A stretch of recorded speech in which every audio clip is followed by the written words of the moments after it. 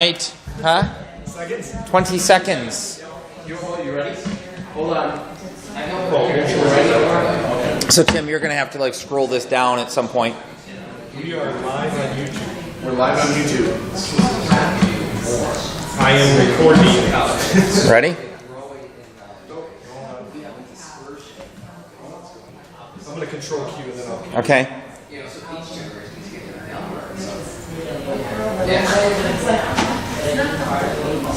That's not my fault.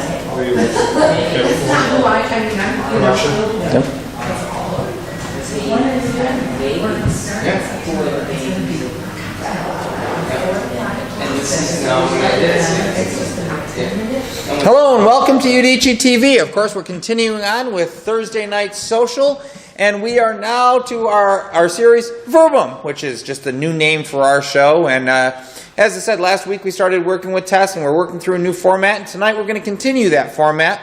And basically, the goal of this show is just to start challenging some personal beliefs and getting people to start thinking a little bit outside of their own kind of understandings. We want people to start recognizing that we have more in common than we do in difference with one another. So tonight we're actually going to go through a topic called governance and really what it means and what kind of impact the governance has in our life and maybe what it does should have. We're also going to look at one of the problems that we currently see in our society, and that's the crisis on our borders. We're going to try to take a look at both sides, the good, the bad, and the ugly, and then what it is that the citizens do. So I want to let you know before we begin this that I don't think that governance or government is bad. In fact, I do think it's best to care for our citizens. However, I think that government can be very scary. And that, in fact, troubles me because I don't know that we should be afraid of our government. I think as individuals we need to recognize that we're actually supposed to control our government. Now, I do believe that it's wise for people to be aware that not everybody acts with good intention. And some people act primarily from their own understanding and what they think is best. And while this is normal, it's not necessarily bad. But history has shown us that we simply can't trust everybody. Now, to that end, I do believe that it is good and even necessary for people to do what they can legally to stand against that which they cannot give their loyalty. However, before it ever reaches the point of death, I think that we as citizens need to really take a look at our own understandings and what it is we can do to begin to make the changes that we want to see in this world. So with that, we're going to welcome you to Udicci.TV. We're going to take a quick sponsor break, at which point Tess is going to join me as we did last week.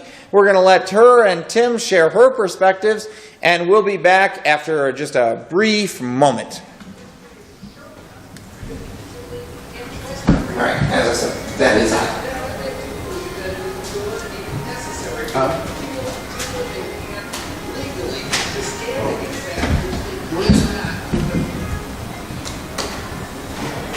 Come on. All right, we're running our sponsor spot. I'm hoping. Huh? Oh, we're changed everything up a little bit tonight. So where am I looking? Okay, you get to look right at that camera. Okay. Now that I got used to the smiley What's face. that? Did you watch it on YouTube? It was great. What? On the smiley face? No, I didn't watch that. Me talking to tags. Stop that. Stop that. All right, so we're back? All right, so I guess when I say that government is scary, okay, what I say is because history has taught us we can't just trust everybody, right? We can't trust each person, and we've seen throughout all of history that there are leaders that are going to do what they think is best, and there are people who will follow what they think is best. The lemmings. The lemmings, but entire nations we've seen, and it's tough to see that. So anyways, I kind of want to what are you guys' thoughts on this whole idea of governance? So what's that? You need a mic? So what do you think on governance? Well, I worked for the state of Alaska for 15 years, and I think that one of the wonderful things about that was that it was a very small state, population of only 400,000 people, 300,000 of them in Anchorage, and the rest of us in the rest of the state. And so I had the opportunity, living in the capital and working in the capital, to see government up close. And I learned a lot. So I am not so much afraid of government, because I've had an opportunity to have a great civics lesson, and to be able to apply that lesson to what I see happening around us and how we get involved or how we don't get involved, or how we question the activities that are happening. And I tend to view things less from a point of view of what does government do for us and how does government affect us, and look more at things in a historical context. I think when you just said, like, from a civic context, that is a piece when I was exploring this topic. I actually started thinking, in general, I think our government has good intentions. And in fact, I believe our government is a reflection of its citizens, and that's exactly what it should be in America. And I do believe that for the most part, we've had so many programs and all sorts of things out there to help the citizens. Right. I do think, in general, it's meant for good. But I think in our society right now, we're starting to find some real division. And it's creating a lot of distrust on both sides of the aisle in these different things that are going on in the world. So I think that that's going to be an interesting perspective as we kind of go through tonight. But, Tim? You took my thing away. Oh, I'm sorry. That's all right. Well, when I was looking into governance today, it was control or exercise of authority. And one of the things that got me thinking is, I understand that there's a certain level of control that we all have to live by, and it's not a bad thing necessarily to be caught up in governance. But at the same time, there are people that take that too far, and in a society where there's so much selfishness and there's so much pride that's out there right now, it's starting to create this bigger conflict.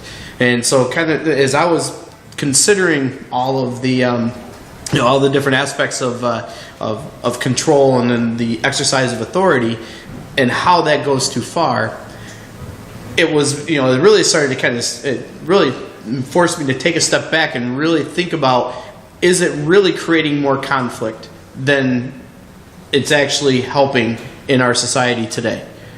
So that I think is a part of a bigger question that I kind of want to talk about tonight. What do you think? Well, I tend not to think of the government as this third entity, right, or this separate entity that sits out there away from us and apart from us, because I don't believe that is the case. I mean, we are a society, and the government is part of that, and we are part of that. So I tend not to think of it as something separate. I think it's part of us, and we are part of it. I think when we start to separate it, then that allows people to divide, and that's how we get into this divisiveness. So if I hear what you're saying, you're basically saying is we need to embrace the fact that we are the government, whether we like what the government's doing or not. Right. And if we want the government to improve, we need to improve ourselves. That I 100% agree with. I 100% agree. I still have that side of me that is sitting here going, but that our government has become so big that, and in many instances, it seems that it's more interested in power than it is in governing. And we have these two-party systems that seem most interested in keeping almost one another in power, because that way they know if the citizens got together, we'd pretty much get rid of the entire thing right now. Would we really?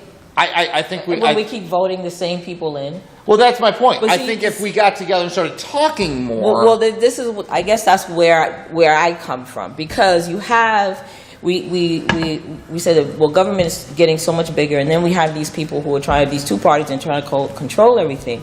But if we go through and we look at who these people are, they are people who have been in power and in these offices for years, and not just years, but decades. Yes. Yeah. So... Why? Why? Because I think in many instances they purposefully divide the populace. Oh, no, I understand what their intentions are. Yeah, exactly. What I'm saying is, why are we re-electing them? That's because of our own stupidity. I don't know. What is that all about? I understand exactly what you're saying. Because, I am a strong believer. As I say, I believe in government. I'm not anti-government. Because, and the reason I believe that is because you've seen it in other institutions. I've learned that people have to have something. They have to have something to grasp onto. They have to have, whether it's religion, whether it's government, there has to be something so that there isn't chaos. Okay? Where we see, a good example is when we watch governments fall. Yes. Generally what happens, Soviet Union's a good example, right? Yeah, it's a great example. Very controlled society, very controlled. And then the wall came down and everyone was happy, yay, that's the end of the USSR. So what do we have now? Prostitution, drugs, gangsters, and all of that. So eventually, and this is not the first time, that's why I say everything's in a historical context, eventually something will happen that will get that society back under control. Now, what will that be? Will it be religion or will it be government? I think that's a great point. I want to cover that, and we'll get into more or less the tonight's topic, which is the border crisis, when we come back. And I want to take a look at that from a government perspective. But you're saying it will get back in control, and I think you're absolutely right. In the fact, though, that what I want to grasp onto tonight is that it is our Declaration of Independence that speaks that is by the consent of the governed. That we always do give back the consent. We give our consent to be governed because we understand that it's for the good of the community. And that's kind of what I want to explore tonight as we get going through the night. So, and with that, we'll be right back after these commercial messages. Kind of fun. So what happened to the end of the show last week? I don't know. We have to go check if the actual recording worked. We should have a recording. Yeah. The stream might have dropped. We should have a recording, though. That's what we have to check. Oh, wait. Did we run out of the... No, the drive. Huh? That wouldn't have stopped the stream, though. All right, so let me know when we're coming back. Mess something up, though. Yeah. All right. I appreciate it. If you want to take a quick peek over his shoulder, you'll see the software working, and that's kind of what I wanted you guys to see, is that we actually have a teleprompter that we're working from. You're back. All right, so we're back, and again, tonight's topic, about which we're going to actually start to do this each week. We want to look at kind of something that's going on in the news. We want to kind of present the good and the bad side of it, and then kind of the citizens' responsibility behind that. So tonight we're going to be talking about the border crisis, and not trying to take sides or anything else, but it's kind of my job to make you wonder where I stand in any given thing. And it's not so easy for me to not let you know where I stand. Exactly. So for the just a real high overview and have a little bit of conversation around this, is that the border crisis right now, we're seeing tens of thousands of children, basically orphans, coming into our country. And apparently the government's been aware of this pending problem and has been preparing for it for a while, which in itself is good enough, is reason for a lot of citizens to go, well, wait, hold up. How did this kind of happen, right? Like, how did we reach this point of crisis if you've been preparing for it? Like, how is it that the government was aware that they were going to need all of this stuff that they began posting jobs for and getting resources for months and months and months ago? So it's that part that I see that, and I understand that some people are going to go, come on, there's something more sinister at work here. And at the same time, I'm going to come back and say, well, you know what, maybe there is something more sinister at work. Maybe there is something that somebody at the highest levels of government is sitting here going, look, there are tens of thousands of children around the world who can't eat, who are dying, who are being sold into slavery, and we as America are the greatest hope that they can offer. And if I can't get them in because the greed and the pride of certain people, then you know what? We're going to do it by creating a crisis that the compassion of every American is going to require that they be let in. Now, that's just how's that sound? Well, I will just say this. I don't think that, I guess I feel like I need to clarify that it's not something that the government has known about for months and months. It's something that has been in place for years and years and years. It was actually President Bush, George W., who signed the bill that specifically said that when these children came in, they would not be deported immediately. And I understand that piece, but I think what the people who are really upset right now, they're pointing to postings that the government had online, just numerous people saying we need to be able to help these kids. How was it that suddenly we went from maybe hundreds of people to tens of thousands of parentless children on our borders? And I would say because when someone at the level of a president, someone at the level of a governor, someone who's a CEO, when they sign something, they may or may not understand the process that's needed to implement that. Signing something into law is very different than the process of saying, now we need to do this. That's not the president's job. That's not the president's role. So when that was signed into law that these children would not be, and I might add, everyone needs to feel comfortable and know that these are not children, the majority of these children are not from Mexico. That's right. They're from Central America. Right. So just to And put so that in these perspective. These are not Mexican children, and I wouldn't care if they were. That's my position. Right. But these children that we're talking about are primarily from Central America, and they fall under the law that President Bush signed. So let's just put this in perspective then. These children are walking from the equivalent of Texas to Minnesota. Right. Just by sheer accident. There's nobody down there. There's nobody down there going, head north. Walk thousands of miles and you're going to be taken care of. What? We tell people that all the time. Really? So we're down there. You know how we tell people that? How's that? We tell people that this is the greatest place in the world to live, so therefore, why wouldn't you come here? I swear, Tag, if you do it again, I'm going to kill you. And that right there, and that right there is exactly a point that I want to get to when we can come back Please to sponsor. excuse me. That's exactly right. We tell people all the time, come to America. It is the land of hope. Right. It is the land of opportunity. And that Exactly. is the message that we send That's to people the all message the we time. send. Here's our clothes, our TV shows. Come, come, come. Right. So that is great. So we're going to go to a quick sponsor. We're good? You're good? You hear it? Yep. Small for my ego. For your I was ego. only going to add about the gumballs. All right. He did it to me Remember the again. gumballs? What's that? Remember the gumballs? The video my dad sent? Oh, yeah. Actually, I went to post that today. What is that? Are we... Don't make me kill a fly, you know. I'll kill a fly Your control online. queuing? Are you getting your control cue? Okay. I was born here. I'm second generation. You're back. All right. So I agree that America, that's our brand, right? That's the That's our American brand. brand. Come. Like, come. Send us your huddled masses, right? We'll get to that in a little bit. But, okay, now let's be real about this, though. We don't have a very strong economy right now. Right? We've got a president who, through legislation, has basically set in motion the fact that all of these new people are going to be entitled to health care. We don't have the money to pay for that health care. That legislation went before this crisis. Looks a little nefarious again. And it's understandable. It's understandable, is it not, right, that American families are concerned, right? What about all the criminals that are coming over the border? What about the health issues that are coming over? I wish I could just be as upset as you are. Huh? But I'm not. No, but seriously. Seriously.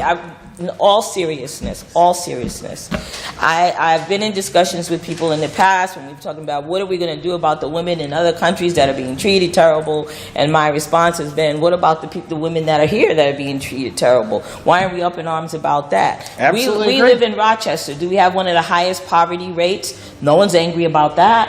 Yes, People there are. There's a lot of people that are angry about that. I don't see anyone protesting. Well, that's because they're too lazy. Well, no, but I guess that's what I'm saying. I mean, this latching on, this anger toward these children is just, I have. Okay, now hold on. Right there. If you wanted to create a crisis, wouldn't you love to do it around children? Because it's all about the children. This isn't about the children. This is about people, upholding the law that they swore to uphold. But it is about the children when you have It's protesters. about children. You have the protesters shaking the buses and turning the kids around. That's about the children. What about the children who live on the border, who are American citizens, taxpayers? What about them? What about their children who criminals now are coming across the border who, we've got drug cartels that behead people. What about their children having to live with that? But what about the children of parents who have been shot last night here in Rochester? Don't try to change the subject on me. What about the American citizen? Well, I understand where you're going with this, Chuck. I really do. But I have to say, I have a very hard time separating, what are we angry about? I don't understand. I just don't understand. I don't understand why we are so angry that these children are coming across the border.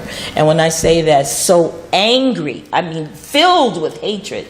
I can't get to the political issues when I see the hatred and the anger toward the children.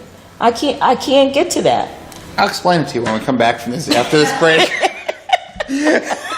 This one's not going to be easy. You're going to have to win me over because No, that'll be fun.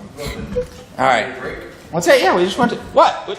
Okay. What? You guys have this thing over there you can watch. It says... You usually talk more. No? You linger. You linger there. Yeah, I was trying to see if you guys were on point. Mike's on point. Be on point. I just want you to know that everyone enjoys listening to this back talk when we're watching it on YouTube, just so you know. I think it's part of the talk. It's part of the show. Right. So now I'm going to... What's that? Wait. One more. All right, now I'm going to actually need you to scroll on this one, Tim, because I have books that I have to read here. Okay. Oh, boy. All right, so... Now let me just go the other direction. Let me just join you for a while in this conversation, have a little bit of fun. I want to read this and see if anybody actually recognizes what I'm reading. It's called The New Colossus. It's a sonnet by an American poet, Emma Lazarus, and it was written in 1883. And it says, "Not like the brazen giant of the Greek flame, with conquering limbs astride from land to land. Here at our sea-washed sunset gates stand a mighty woman with a torch, whose flame is imprisoned lightning, and her name is Mother of Exiles. From her beacon hand glows worldwide welcome. Her mild eyes, the air-abridged harbor that twin cities frame." Wow, I get that one wrong all the time. "Keep ancient lands your storied pomp," cries she. "Give me your tired, your poor, your huddled masses yearning to breathe free, the wretched refuse of your teeming shore. Send these, the homeless, the tempest-tossed, to me. I lift my lamp behind a golden door. Send me your homeless." So who is this? What country is this? What is this from? All I know is your reading was very sexual. Well, I don't know. There's a big green lady there's a big green lady that stands in New York City. I know what it is, but the way you read it. I'm sorry. I didn't think it was there. It's all the way over there. It's hard to read. I keep asking for a bigger font. But no. Hey, here's my question. It's the Statue of Liberty. It's the Statue of Liberty. So all of you who are out there complaining that these kids shouldn't be here, what do you do with that? Well, Jon Stewart said, "Who knew she was really a bouncer?" Good point. Good point. She stands at the gate, says, "Get out." And all of you who are in America, where did you come from? Bringing your diseases. Come on. Cry. Really? This is what America is all about, right? This is what we're supposed to be. We offer hope. And we don't back down when there's a problem. We sit there and go, "Bring it on." Well, but not only that, eventually there will be no borders. You. You know what? You're like you may as well just get rid of the Republic now. Am I Debbie Downer again? I think you're just getting rid of the Republic. And I'll back you up, Tess. Actually, there's a good reason, not only disease, but now there's actually a report that there was a murder by one of these guys that came into the U.S. So that's been the big news. Obviously, there's some guy. It was inevitable, but really. Oh, well, seriously? I'm sorry, if it was your kid that got killed and this was an illegal alien, if this is an illegal alien that should have been stopped by a president who says, "I will uphold the laws of the United States," which means protect the borders, and it was your kid who died, I'm sorry, where do you stand? It's time for us to go to break. You're going all Joe Pine on me, aren't you? I can't do it straight. How am I doing? How am I doing? How am I doing? I can't Does anybody know where I stand yet? I'm hoping people watch this and going, he's right. What a jerk. What a jerk. I can't I believe think you're just trying to push every single button on my body. And I can't even figure out what to say. No, it's just like, should I be up here tonight? Am I going to, what? Oh, 'cause- All right. So, and I'm going to just scroll again a little bit more. So where I'm really going with this, and this Please is tell what me. really gets me is, I'm going to share a little bit later that I had an opportunity yesterday to do something that was incredibly encouraging, and I got to speak to 10th and 11th grade students. And I said to them, I actually believe that they're the greater generation. And I had this conversation yesterday with somebody about how I believe that our children can be the greater generation. And so many people go, no, they can't. And that term, greater generation, for me, simply is from the idea of the greatest generation. And when I look right now, and I sit there and I look at all the conservatives, and I'm like, yeah, you're Mr. Patriot. You know, you're going to stand at the borders and turn away kids. And, you know, liberals, you're Mr. Compassion, but you won't give your money away, right? Come on, let's start putting your money where your mouth is and start doing something. Let's get out there, because everything that shows, like, we have so many people that talk, but really, where do they stand? And what really gets me is when I start thinking about Tom Brokaws' book, The Greatest Generation, and I started doing some research. And what was the greatest generation? It was a generation that lived through the Great Depression. And then they sent their sons and their fathers to World War II, which killed over 2.5% of the entire population. Over 420,000 Americans died in World War II. Why did they die? Because of what? One reason. They believed in something called freedom. They believed in something called liberty, and they knew that liberty required sacrifice. And they're saying, you know what? We are willing to sacrifice for something that we believe in. And I'm wondering where all of those people are right now. Are any of us willing to sacrifice to actually find a good solution to the problem at the border? Or is all we're going to do is sit here and argue about it? Because that's all I ever really see is people arguing about the problem. I think that's what will happen. People will just argue about it. And I think that partly it's because it's not about the borders. It's about something else. I think that there are many people in our society that are angry. They're just angry people. And so they're moving from one scapegoat to the next. One scapegoat to... I don't know, maybe 6 months from now, there'll still be thousands of children coming across the borders, but we won't hear anything about it. It will be yesterday's news. It'll be as if it never happened. We will have moved on to the next angry issue, whatever that may be. Because just like you said, these kids have been coming, it's been happening all along. This is not new. No, it's not new. It's not new. But, I mean, ultimately, when we look at it, it's because of complacent people like yourself that are... It's the anger, which is something I do want to kind of get into, and I was playing it up earlier, but I think if we're fair, we can really understand where the anger comes from. And if maybe the people who are willing to think and really listen to where that anger exists, maybe we can begin having a very real conversation. And we'll talk about that when we come back. And basically, I think it is that what we have are a number of people who are saying, yeah, you know what? I'm willing to sacrifice for somebody who's willing to hold themselves to the same rules that they want everybody else to be held to. And I think what we're seeing right now is a government that a lot of people feel believes they're above the law. And we see that we see it throughout. I mean, we see it all over YouTube right now with police officers who are and that's I don't even want to go there because I don't believe most of those things are correct. But I think that's where the anger comes from, and we'll talk about that when we come back. And when the blood goes back down into my body after you call me complacent, you don't think I forgot that, do you? Did that work? Did that get you? Yeah. People were complacent like you. Oh, we got. So you had me here today so you could just play off of me, is that it? I told you last week. This is what we're doing, trying to do a little bit more. And get me going. Huh? I'm just trying to get my thoughts What's together that? here. Oh! Hi, Mom. Yeah, wait till she's here. Oh, well, okay. What's Dad over there? Hi, Dad. Mom's over here. You're back. Mom says no Well, as comment. my grandson says, So- you raised him. Yeah.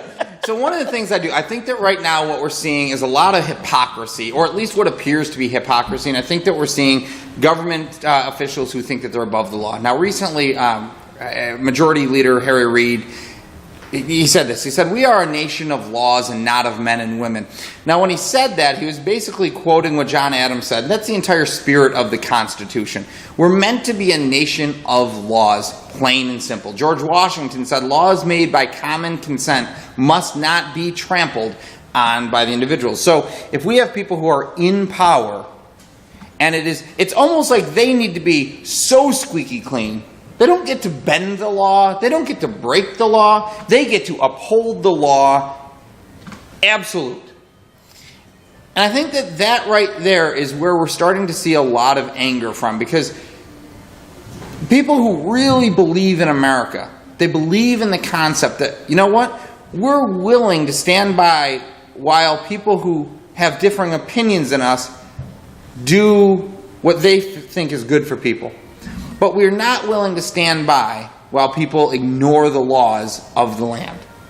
Unless I'm ignoring the laws of the land. But that's the thing. As soon as the authorities do it, should the individuals think that they should? But I think that the individuals are already ignoring the law of the land. Does that mean the leaders should? No, I don't think that the leaders should. But your argument is that... Not my argument. Well, one of the arguments that you're making is that people are angry because they feel that there are individuals in the government that are going beyond the rule of law and going beyond the powers that they have. And I guess what I'm saying is that everyone seems to be doing that right now. Agreed. And I'm going to say it. I said it before, and I'll say it again. We're on our way to imploding. We are. And that's kind of the thing. It's like we stand by and sit there and go, well, everybody else does it, so I'm going to do it. Right. Or we start to lead. And if the government is a reflection of its citizens, Right. then as the citizens, we can either start demanding that those elected uphold the law. And I think right now, one of the biggest issues we're having, and I'll get it across the board, and if you want to get into the financial side of things, yeah, we'll go way back, and I'll go through financial side, party line, this way, that way. But in this case, I think what right now is upsetting is that we're seeing the current administration stand up openly and say, I'm willing to use executive action to do whatever it is I want to do, to get done whatever it is I want to get done. And in fact, I want you guys to start exploring how I can use executive action, executive action, Executive orders. Executive orders further, and like basically saying, I don't care about the balance of government. Well, I would argue that this administration is doing that for two reasons. One, it's the second and last term, so that is traditional because there's no need to worry about re-election. Right. And so the president has the authority to do certain things by executive order, and when that's typically going to happen is during that last administration. Okay, but let's not forget when the current president came into office, I think it was Mitch McConnell and maybe 10 Republicans stood and held a news conference, and they said on that day, we're going to do everything in our power to make sure that nothing this president wants done gets done. Okay. Which is their right. Right? Well, he has a right to do executive orders. Except for the fact that if you're the point that I'm trying to make though is that is setting the tone for the next 4 years, the next 8 years, and they stood true to their word. They have prevented and provoked and blocked. And so therefore, the president should be above the law and act outside of the law, not uphold the oath that he swore. No, what I'm saying is now because of that, he has to exercise the power that he has to execute executive orders. One of his sworn duties is to protect our borders. And by letting known criminals and terrorists walk across the border, he is not upholding the law. What known terrorist has he let cross the borders? The one who killed the kid. I didn't say he was a terrorist. Okay, my point here is very simply But this. Chuck, Every I've time told you once, I've told you a million times. The terror is within. I got you here, but when we come here, But see, and that's what happens. But no, wait. But see, that's what happens. We were talking Everyone about always why says, are people "Oh no, angry? no, but we don't." We need to were worry talking about about why are people angry, and I think it's very fair to say people are. And look, I don't care who did it—the Republicans, the Democrats, who did it. The fact is, when the people who are sworn to uphold the law feel that they're above the law, what that starts to feel like is tyranny. And when you start to actually impose tyranny on people, what you start to get are the citizens who are going to rise up against it.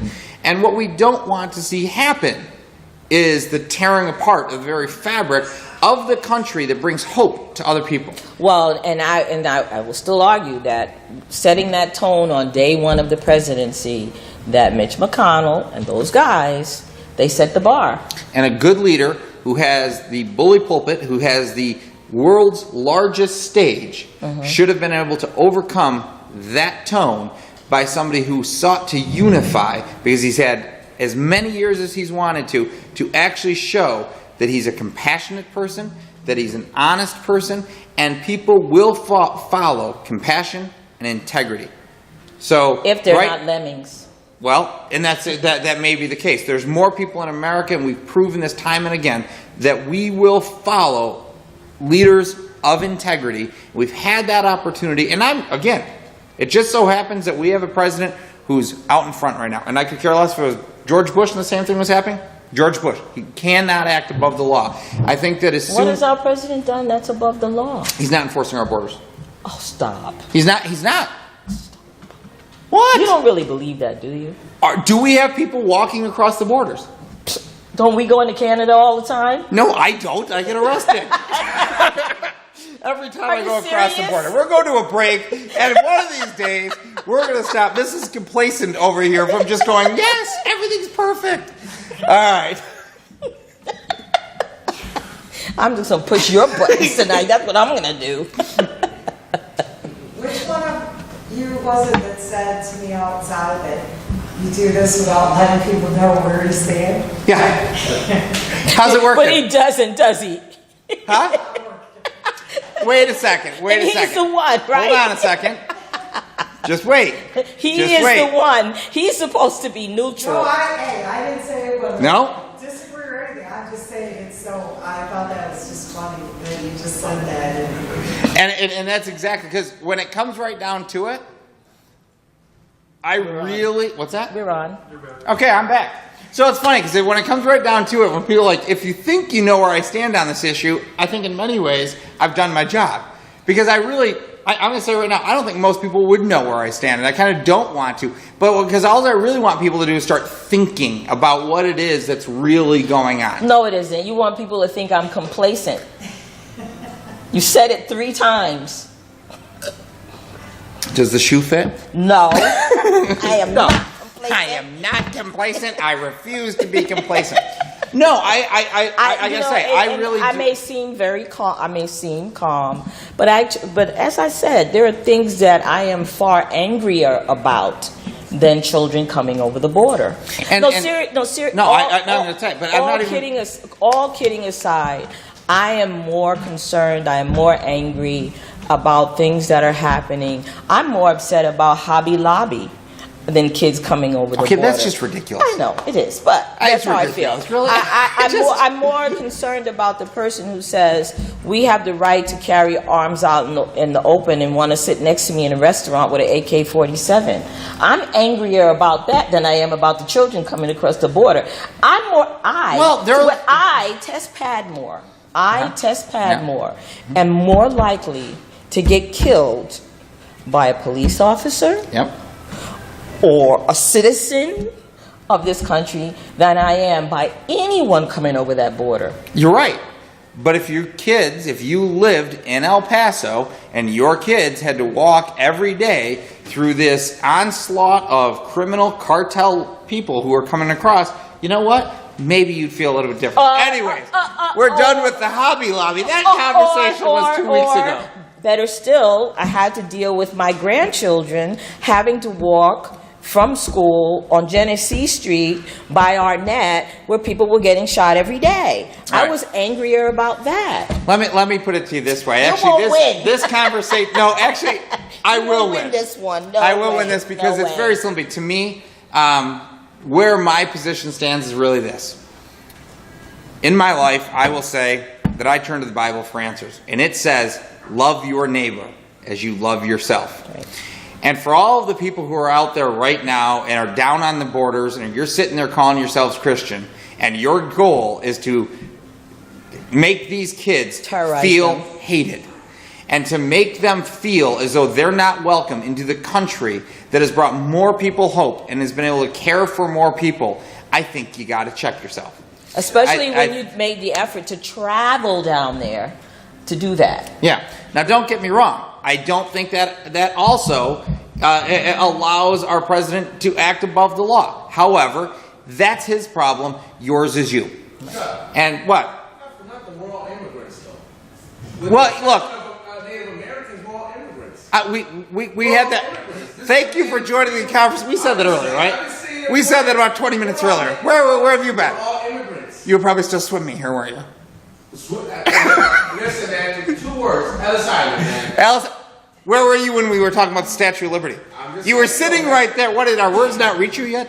Well, I'm just being quiet. Just ready to come home. Well, you're coming up here in a little while. We're going to continue this conversation when you get up here. And then I'll be the peanut gallery. And then you're right. Well, the peanut gallery. But honestly, like, here's the thing. I really, in my opinion, and this is just me, I believe that as Americans, we have fought and died for the cause of freedom. We have fought and died for the cause of liberty. And each and every time we deny that to somebody else, all those deaths have been in vain. I served our country. My daughter served our country. And I feel that what's that? Boy Scouts? Yeah, okay. Anyways, that's right. He has PTSD, That's right. you know. No veterans benefits. Stop. You don't even remember that. He has PTSD. You don't even remember that. And he has the right to carry open arms. So as I look at this, so we are a country that I'm has gonna kill that accomplished. fly. I'm gonna kill that right? fly. We have accomplished more than really, and for civil rights, for people, for humanity, than any other country before us. And if you're sitting here telling me that as Americans, that we brought down, when we were unprepared in World War II, when we were unprepared to take on far more powerful foes, and yet because of the cause of liberty, we were able to bring what is true and good to the rest of the world. Are you honestly telling me we can't come up with a solution that helps our neighbors? That we can't find a way of bringing economic boom to the world? We've done it before. And if we would just get off our high horse and think that my worry is the biggest one in the world, and think that we could start caring about one another more often, maybe we could solve this problem instead of just arguing about it. So hey, where do I stand now? All right, we're going And to on that note, I'm silent. We're going to come back in just a moment. We're going to talk about the greater generation.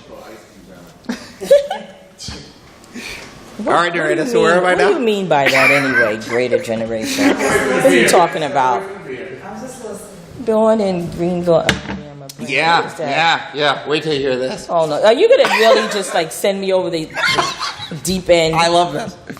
All right. So we're just waiting. I got the single finger up, and we are going. Don't say it like that. Oh, no, wrong finger. Nice finger. It's a good one. That's one pointing saying.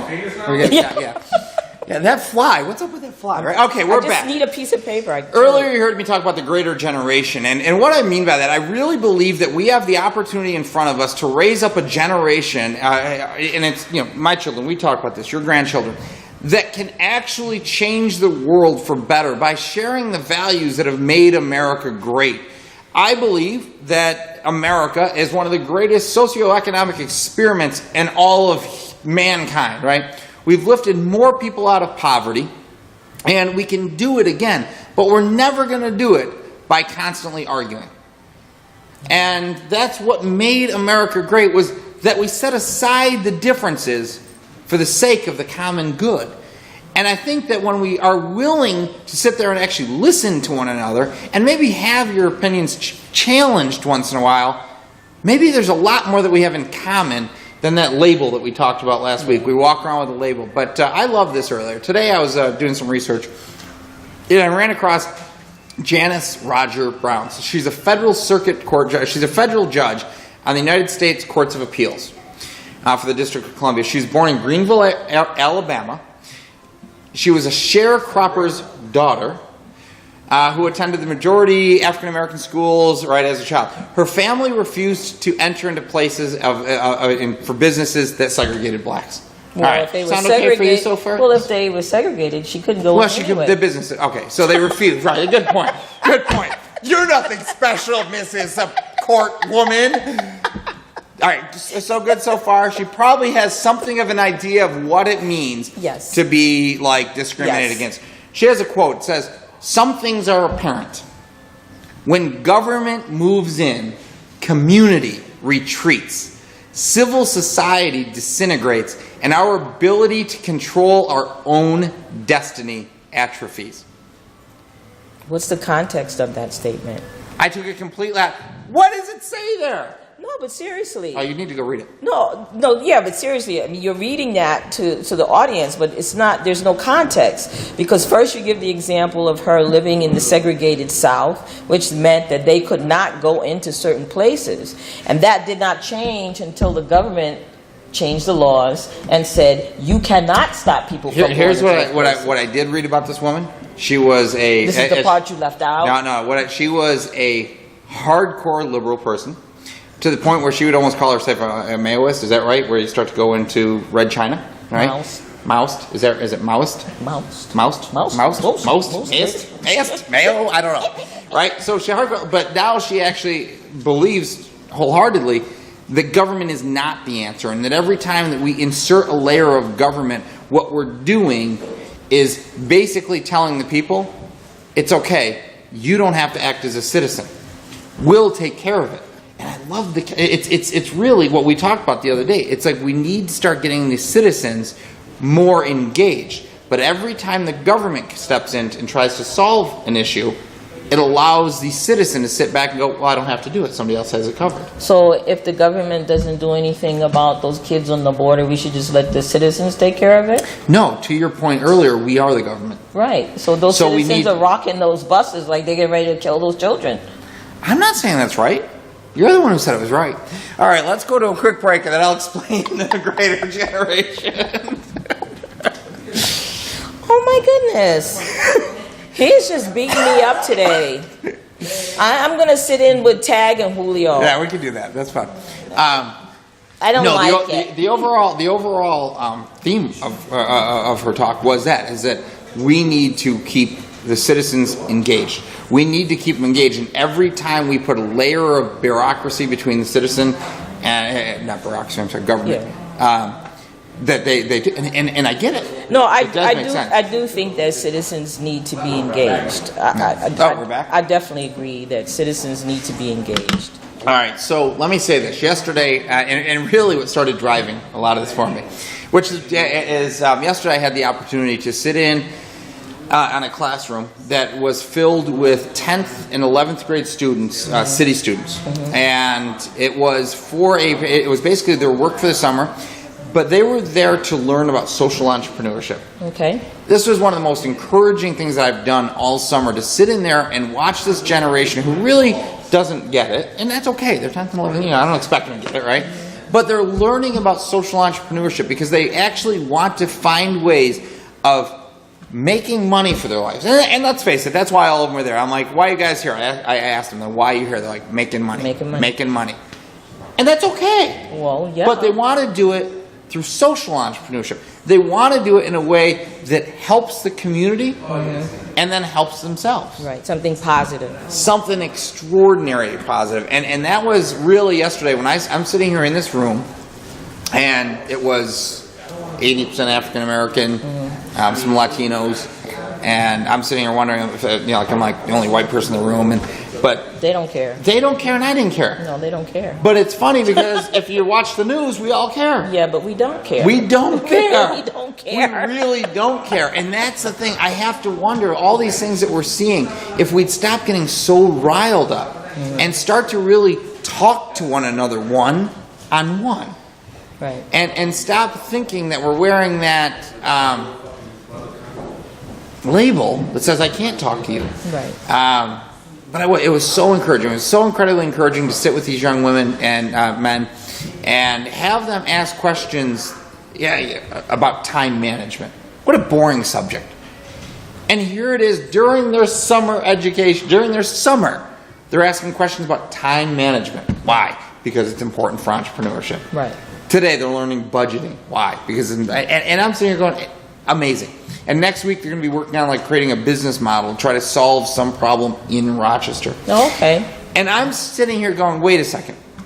Here's a group of 30, 40 kids, 2 different classes, that in the supreme arrogance thinks that they can solve a problem in Rochester, New York and make money.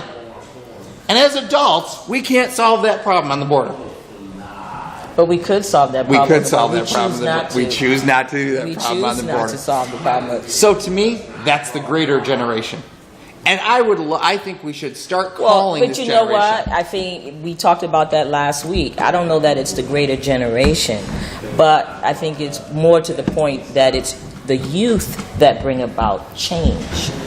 I agree. And that's it's the youth that bring about change. I don't know that, because at some point, just like the judge, these children will become older and they will see things in a very different way than their children see them. Yes. So it's through the eyes of the youth, through the eyes of children, that change comes, because they're not tainted yet. They're not. What is the word I'm looking for? They're not. I don't want to say beaten by the system, but they've not been overwhelmed by the negative aspects of life and those things. So they're still encouraged. They're still hopeful. And if they see something that's not right, they have the energy. They have their youth on their side to fight against it. So I don't think it's the generation per se. I think that it's the fact that it's the youth that bring about change. Which I think, I see, and that's the thing. We may be saying the same thing ultimately, because as I see it, this is the first generation being brought up with the term social justice. And it, in the past it was civil rights and it was this and it was that, but this is the first time we're talking about social justice. And when you let that term sink in, and I get it, a lot of people on the right, like, stop, why are we talking about social justice and redistribution of wealth? That's not a bad thing. Redistribution of wealth is not a bad thing. Let's just do it through capitalism. Right? Let's just actually promote entrepreneurship.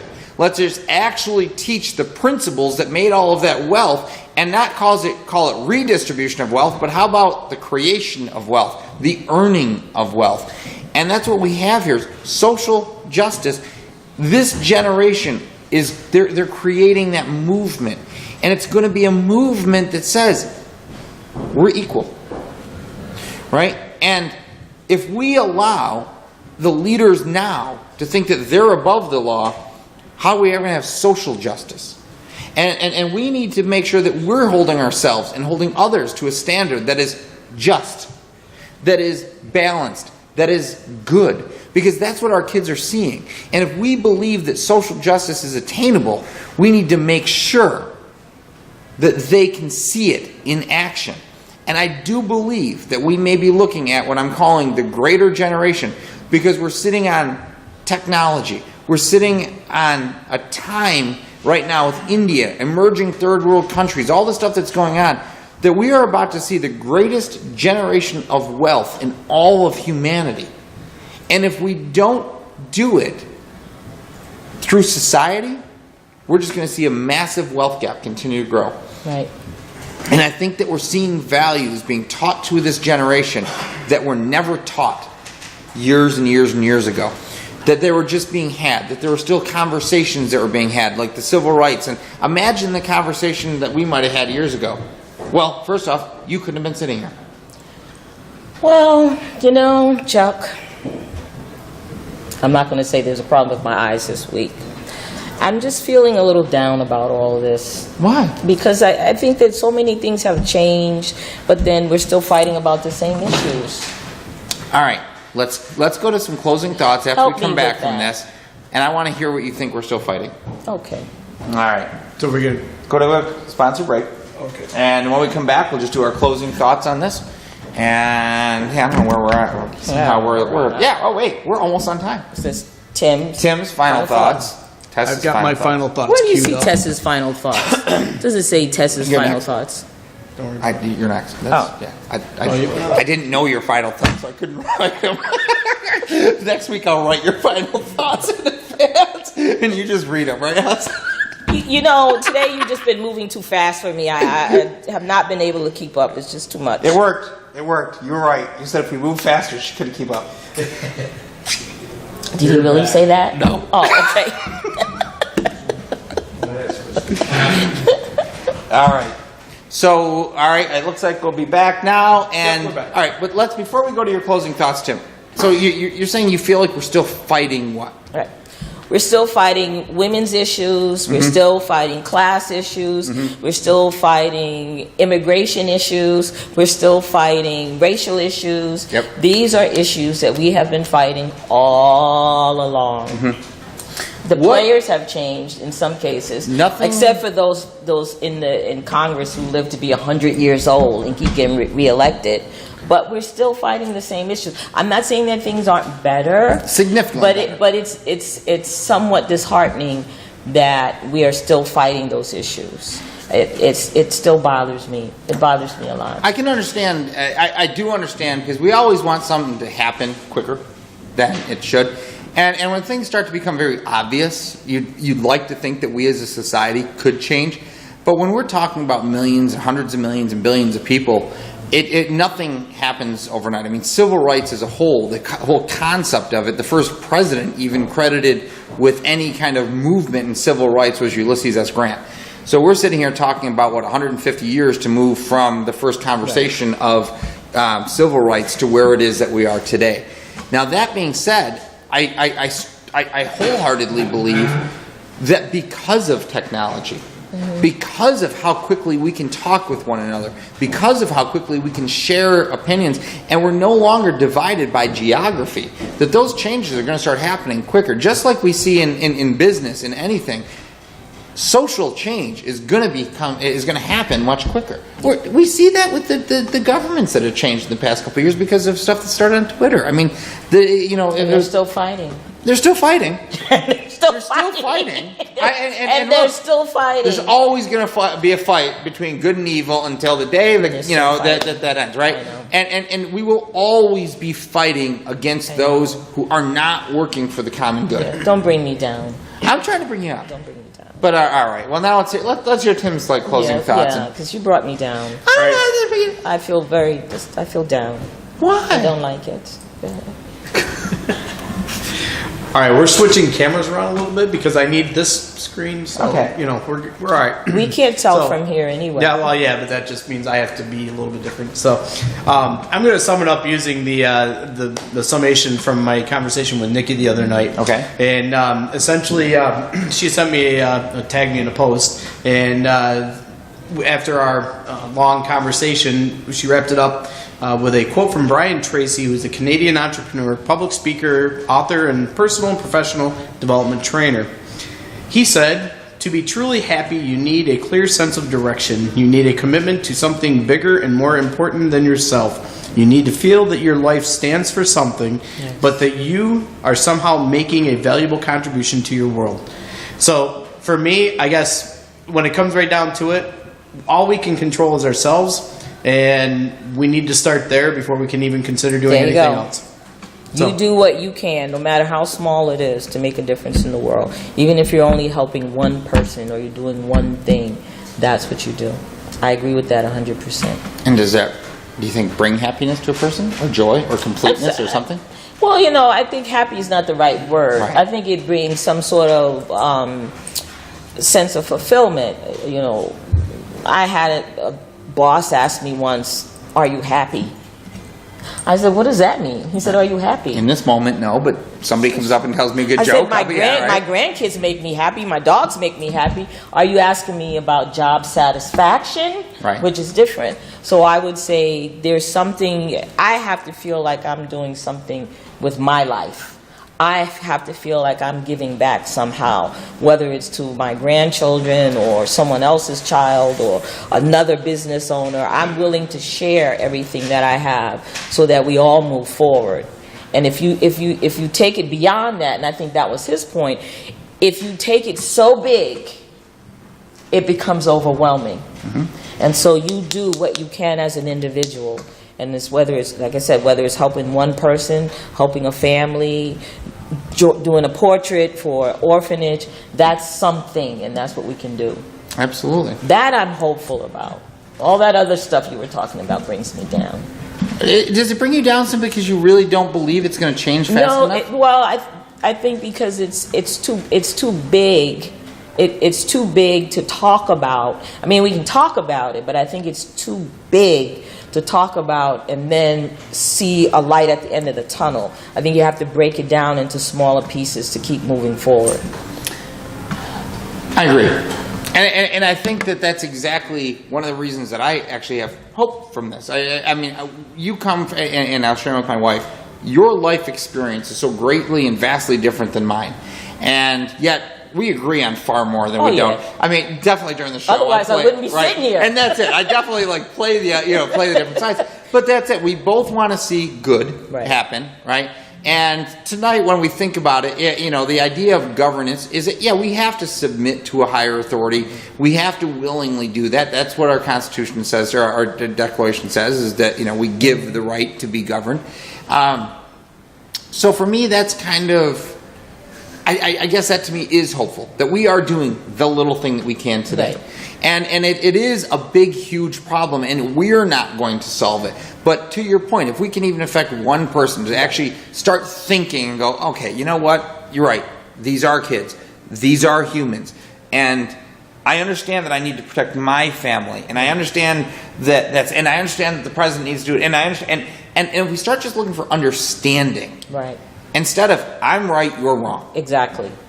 And You're just angry. You're just angry. Because You're just what angry. good does anger do? You're just angry. And that's what I saw with those people. They were just angry. They were just Right. filled with hate and anger. To me, it wasn't even about the border anymore. They were just angry and hateful. And that to me is it. And I guess I want to close with this. Now, this will be me reading it again, so you have to kind of watch this. In America and the people of our country, we've brought hope to the world, but that hope is not brought to the world without sacrifice. And on July 4th, when we were down here at the RPO, they read the letter that Abraham Lincoln wrote to a mother of 5 kids who were lost in the Civil War. And when I listened to this really hit home for me. And again, having served in the military, having a family that we've all served, and we raised our hand and said, yes, we're willing to die. Not a single one of us wanted to die, and thankfully God allowed it that we haven't. But each one of us was saying, we're willing to sacrifice for our country. And I have to start to wonder, at what point did we turn from a country that thought that liberty, that understood that liberty required sacrifice, and we've reached a point that we're saying, no, I'm not going to sacrifice. So this letter really kind of got me. And this was from Abraham Lincoln, and the woman's name was, it was Miss Bixby, I believe. And it says, Dear Madam, I have been shown the files from the War Department statement from the Adjutant General of Massachusetts that you are the mother of 5 sons who have died gloriously on the field of battle. That in itself, when I think of gloriously on the field of battle, is very odd. And it says, I pray that our Heavenly Father may assuage, I can't even say the word, the anguish of your bereavement. I'm good. What's that? Okay, I'm sorry, I missed this. What do you mean? No. I feel how weak and fruitless must be any word of mine which should attempt to beguile you from the grief of a loss so overwhelming. But I cannot refrain from tendering you the consolation that may be found in the thanks of a republic they died to save. I pray that our Heavenly Father may, how do you say that word? Assuage, thank you, which comfort you, right? To take from you the anguish of your bereavement and leave you only the cherished memory of the love and the lost and the solemn pride that must be yours to know that you have laid such a costly a sacrifice upon the altar of freedom. And when I heard those words, when I heard the words that said, this solemn pride that a mother must have felt to have offered such a sacrifice upon the altar of liberty, first it hit me. Could you imagine a president saying today, the solemn pride at the death of your children? And we wouldn't look at it as such anymore. But back then, we literally recognized it when we were in the midst of a war, of divided country, people vastly separated by their ideals. We recognized that there was a solemn pride to the sacrifice that is the cost of liberty. And nobody is asking Americans to give up their life today to solve an issue on the border. They might be asking you to give up your money. They might be asking you to give up your time. More than anything, they're probably asking you to give up your pride and say, let's talk and let's seek understanding to one another. Right. And if you are so arrogant that you cannot give up your pride, then maybe you are part of the problem and not part of the solution that we need to come together. Yeah. So with that, tonight, we're going to close out Verbum, and I thank you. You're welcome. And we'll kind of go through this, and we'll go from there. Don't just think happy thoughts. What's that? The wave. Too much tonight? Yes. Too much? I'm going to go home, man. I'm just gonna, I thought it was good, though. It was I fun. don't drink. So what and side I do need I a sit on? drink. I need something. I don't smoke. I need a cigarette. Something. No, I thought it was a very good conversation. It was an excellent. It was one-sided.